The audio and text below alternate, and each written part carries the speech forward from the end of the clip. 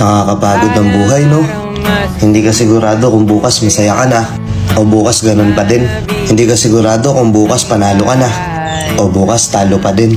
Kakatapos lang ng isang problema, may nakaredy na agad na isa pa. Tapos minsan parang bawal kang maging masaya. Every time na lang na nakakaramdam ka ng biglaang saya, parang nauudlot. To the point na natatakot ka ng maging masaya ulit. Kasi alam mong wala pang isang oras, wala pang ilang minuto, may kalungkutan na kagad nakapalit. Siguro maswerte na rin tayo kasi kahit papano may lakas tayo ng loob na lumaban na lang ulit. Ilang beses man tayong itulak pabalik, kaabante pa rin tayo ng paulit-ulit.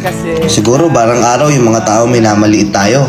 Yung mga taong walang tiwala at hindi naniniwala sa atin, siguro dadating din yung araw na mapapatunayan natin sa kanila kung ano ba talaga tayo.